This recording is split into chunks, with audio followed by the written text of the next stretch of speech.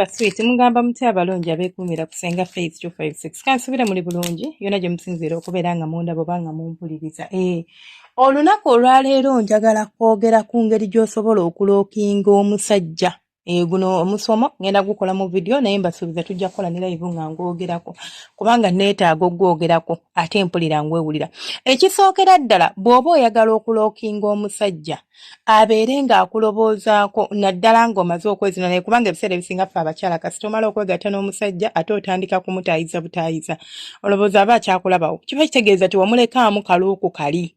Olabaawo ng'omusajja akuzina waawaawo ng'omusajja akuzina ng'ali anaatera okumala n'agamba bebi naatera okumala oba bebi naatera okusammula kubanga ebiseera ebisinga abasajja batugamba.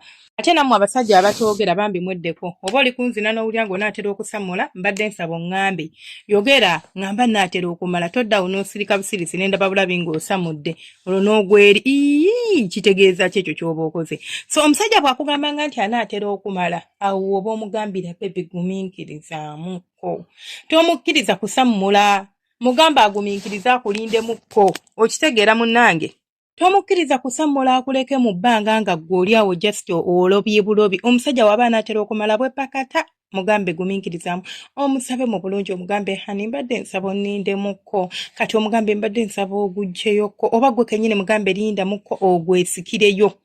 Ekisooka omukira gw'omusajja buli bw'ogusikayo n'otandika okugutambulizaako wabweru empewo n'eguyitako omuyimo guli gw'abadde azimbye oba agi oba ekintu ky'abadde alina mu ye ekyokwagala okusammula kibeera suppressed. Like agi ebeera suppressed n'abeera ntagenda kusammulamu eri ebbanga. So gujjeeyo omusabe aguyise ku musino gwo si kukuba nkyabali kuguyisa ku musino gwo nga bwakuyonka ku bbeere oba kuguyisa ku musino gwo nga bwakunuuna ku mimwa. Ekisookera ddala gwe kennyini ng'omukyala osobola okugukwata n'ogweyisaako ku musino. Omusajja ye n'abeera ng'akuweeweeta omukono gumu n'agusimba ogumu ne gukuweeweeta kyonna kyonna kye mwagala okukola. Lwaki nkugamba aguyise ku musino? Omusino kye kimu ku bifo ebiyimya abakyala oba ebireetera omukazi okusammula amangu si bonna bati abasinga. Okimanyi nti research alaga nti abakyala 18 only 18% ku buli 100 kuliko abakazi 18 b'osobola okusamuza ng'omuzinye munda mu mana mukka.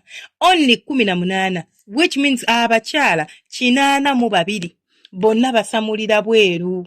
Like tebasamulira munda obwagazi bwabwe tebuva mu mana munda buva wabweru. So waba kuzina ng'olaba anaatera okusamula nga wandyagadde osamulire kumu naye ate omulekemu kamulooka ako sooka omugamba ajjeyo omukira kati bw'agujjayo atandika okuguyisa ku musino gwo mpolampola nga bwakuweeweeta. Jjukira ogenda ku buildinga obwagazi bwo otuuke ng'onaatera okusammula either osobola okumusooka kubanga ye tekigenda mutwalira bbanga ate lwaki nkugamba nti osobola okumusooka n'onyumirwa. Omukyala olusamula omubiri gwe gubeera tense-up ekituufu obeera oyagala kubeera nga omusajja akuvaako essaawa eyo oyagala omusindika eri osooka okkakane. Kati ninza okuba nze njagala kusamulira wamu na bba wange naye ng'akimanyi nti bw'anaaba nga amaze okumpeeweeta ku musino okumpisa embolo ku musino n'agiyisaako bw'anaagivaako n'addayo munda ate obwagazi bugenda kufa. Ate saagala bufe kubanga njagala nsamulire wamu naye kati nja muleka nsammuze. Bw'amala nga wakasammula bw'oti gukwate ogusonseke munda oba omusajja agusonseke atandika okuzina. Awo oba okyayina buli obwagazi ate musaba akuzinire ku supiidi which means togenda kuwangaala yadde eddakiika eziwera nga tannaba kubeera nga asammula. Ngamba omwami waasammula gwe kisooka oba waakamala okusammula kati obwagazi buba bukyaliwo era mubanga abagenda okuba nti tusamulidde kumu kati ako bwe mukamaliriza teweerabira bw'abanga asammula. Omusajja tokkiriza ebyo bye basimba omutwe n'agwonika waggulu n'atandika ebyo tobikkiriza. Omusajja nsaba omukwate bw'oti akutunuulire kwata emikono gye ebiri ogiteeka emabega w'ensingo y'omusajja kati omuleke atwale embi nga feesi ye tunudde mu maaso go. Waliwo amaanyi agali mu kye tuyita eye contact abasinga temukifaako nnyo oba temukiwa nnyo obudde naye ng'ate kye kimu ku bintu ebikyasinza okunyumira okwezina oba okunyumisa okwezina oba okuleetera omuntu okusigala muloko n'asigala ng'akuloboozaako. Ka moment ako obeera ng'omuntu atunudde mu mwoyo gwa munno obanga amutunuulidde ntunudde mu mwoyo gwe ndi kulaba ekigenda mu maaso mu mwoyo gwe oba nkanyonyola like you are looking through someone's soul. kati awo tuba tugenza ku emotional level, tuba tuvudde ku bino ebyamubiri ku mubiri, physical level tuba tugivuddeko, omukwano gwe tubeerako tuba ku emotional bonding, ekigenda okuleetera okusigala ng'omuntu akwagala, okusigala ng'omuntu akuloboozaako, okusigala ng'omusajja ka memory ako kabeera kazannyira mu mutwe gwe buli bwasirike n'agamba bannange omukazi oli, wabula byonna byonna mubikole naye teweerabire emma n'enkalu tezinwa, bannange tewooma. Byonna mubikole naye emma n'enkalu tewooma, at all cost kakasa nti at least emma naye erimu amazzi. Omukazi buli bw'omuzina oba musajja buli bw'akuzina ng'emmana omusajja buli bw'akuzina ng'emmana nkalu ngamba mu abakyala tawoomerwa, bibowa tawoomerwa, go ge mazima. Kakasa nti omukazi aleke omusajja akuyingira ng'emmana erimu amazzi, munoonye ku ddagala ly'amazzi. Eddagala gye liri ate nga likola kasita obeera ng'olyewadde oba ng'otegedde ne lwaki tolina mazzi, kubanga n'amazzi g'abakyala galinga bolaba amaanyi g'ekisajja. Bw'oba tomanyi kizibu kyo lwaki okiyina, kizibu nnyo okukijjanjaba ne kivaawo. Tosobola kukijjanjaba ne kiwona, olina okubeera ng'omanyi ensonga lwaki kiri bwe kityo. Okugenda okuva obeere ng'otegeera nti tegeeza nina kubeera nga nkwata wano oba nina kubeera nga nkwata wali mbeere nga nsobola okutereeza obulungi ebintu byange.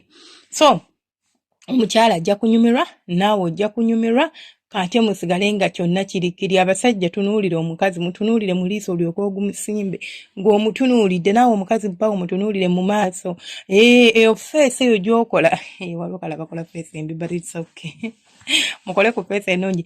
That face you make, that one gw'onaatera okutuuka ku ntikko, musajjawo taligyerabira.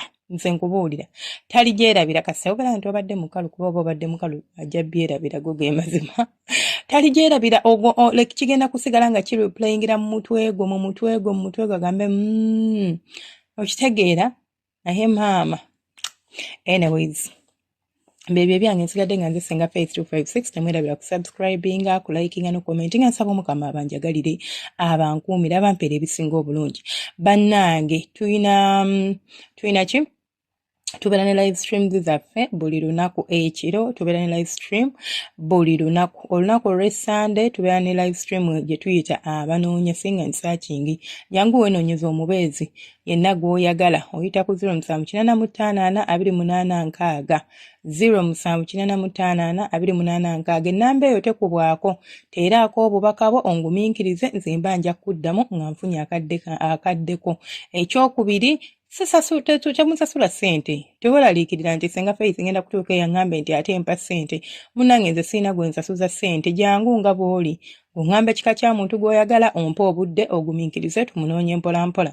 Saagala ojje ng'oyaka ng'omwagala leero gw'omunoonyereza ebbanga akubuze oze mu kima wange ate oli kumpa mateeka, ebyo sibyagala. So tokuba ssimu, teekako obubaka ogumiikirize. Gw'ayagala okubeera nga onyumirwa stories ez'omu kisenge, noonya ku channel tugiyita Story Hub Uganda. Eyo channel nayo it's our sister channel, era eri wansi wange, era nze ngirunninga okutunyumizaako mboozi za kikulu kyokka. Tuyina Facebook page eyitibwa Senga Faith 256, osobola okuyitayo n'ogenda n'obeera nga nayo ogikwatako. Then kyekirala, Facebook page tuyina TikTok account naye osobola okugikeberako, naye ebeera esobola okubeera nga ogikeberako ko n'obeera ng'okola ki, ng'ofollowinga. Mubeere bulungi, akuuma atakuumira mpeera. Baagala nnyo bantu bange abalungi.